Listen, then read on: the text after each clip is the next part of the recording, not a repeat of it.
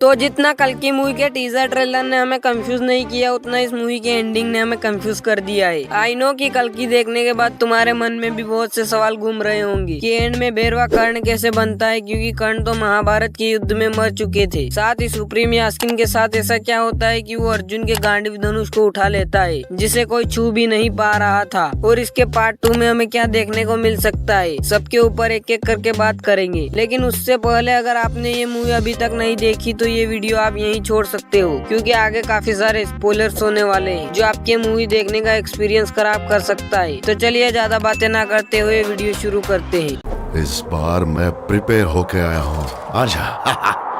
तो सबसे पहले बात करेंगे भैरवा के कैरेक्टर के बारे में। तो जब ये मूवी अनाउंस हुई थी तो सबको लग रहा था कि प्रभास ही होंगे जो मूवी में भगवान कल्कि को प्ले करेंगे। लेकिन जैसे जैसे इसके टीजर और ट्रेलर रिलीज हुए तो लोगों को लगा कि मूवी में प्रभास सिर्फ एक बाउंटी हंटर का रोल प्ले करेंगे जिसका नाम भैरवा है, उससे ज्यादा कुछ भी नहीं। वहीं कुछ लोगों को अब भी उम्मीद थी कि प्रभास ही मूवी में कल्कि बनेंगे, लेकिन डायरेक्टर ने मानो सबकी थ्योरी पर मुंह दिया हो और प्रभास को एक ऐसा कैरेक्टर दिया है जो साइड कैरेक्टर तो बिल्कुल भी नहीं है। लेकिन आखिर ये सब हुआ कैसे, क्योंकि कर्ण तो महाभारत के युद्ध में मर चुके थे और वो वापस कैसे आए। तो देखो इसके पीछे सिंपल सा लॉजिक है कि कर्ण का पुनर्जन्म हुआ है। अब पुनर्जन्म क्यों हुआ है, तो देखो हम सभी को पता है कि कर्ण ने भले ही अधर्म का साथ दिया हो, लेकिन वो एक अच्छे इंसान थे और काफी पावरफुल वॉरियर भी थे। लेकिन उनकी लो कास्ट की वजह से उन्हें वो सम्मान नहीं मिला जो वो डिजर्व करते थे। लेकिन ऐसे में दुर्योधन ही एक ऐसे इंसान थे जिन्होंने कर्ण को वो सम्मान दिया जो वो डिजर्व करते थे। जिसके पीछे दुर्योधन का भी स्वार्थ था, क्योंकि उसे पता था कि कर्ण से शक्तिशाली योद्धा कोई भी नहीं है, खुद अर्जुन भी नहीं। और इसीलिए दुर्योधन ने कर्ण को वो इज्जत सम्मान और दौलत दी जो कर्ण डिजर्व करता था। और इसी की वजह से कर्ण के मन में दुर्योधन के लिए इज्जत बढ़ गई थी और उसके लिए वो कुछ भी कर सकता था। यहाँ तक कि श्री कृष्ण ने कर्ण को एक मौका भी दिया था कि वो अधर्म के बजाय धर्म की ओर से लड़े, लेकिन कर्ण ने अपनी फ्रेंडशिप और लॉयल्टी की वजह से श्री कृष्ण को मना कर दिया था और इसी वजह से कर्ण को धोखे से मार दिया गया। लेकिन हमें पता है कि श्री कृष्ण सबको ही दूसरा मौका देते हैं, जैसे उन्होंने अश्वत्थामा को दिया था। तो हो सकता है कि इसी वजह से कर्ण का पुनर्जन्म हुआ होगा और इस बार वो धर्म की ओर से लड़ेंगे। और इसका हिंट हमें मूवी की स्टार्टिंग में ही देखने को मिल जाता है कि भैरवा एक अनाथ बच्चा था जिसे उसकी माँ कहीं पे छोड़ जाती है, जिसके बाद कैप्टन ही उसे पाल पोस के बड़ा करता है और एंड में कैप्टन उसे बेचने वाला होता है, लेकिन भैरवा खुद कैप्टन को बेच देता है। जिसके बाद भैरवा एक अनाथ रह जाता है जिसे अपने माँ बाप और अपनी कास्ट के बारे में कुछ भी नहीं पता होता है। अब अगर इसी स्टोरी को कनेक्ट करें कर्ण से तो कर्ण की स्टोरी भी कुछ ऐसी ही है, क्योंकि कुंती माता ने कर्ण को सूर्यदेव से मांगा था, लेकिन कुछ रीजन की वजह से उन्होंने कर्ण को पानी में बहा दिया था। जिसके बाद वो बच्चा एक आदमी को मिलता है जो एक लो कास्ट से आता है और एक सारथी था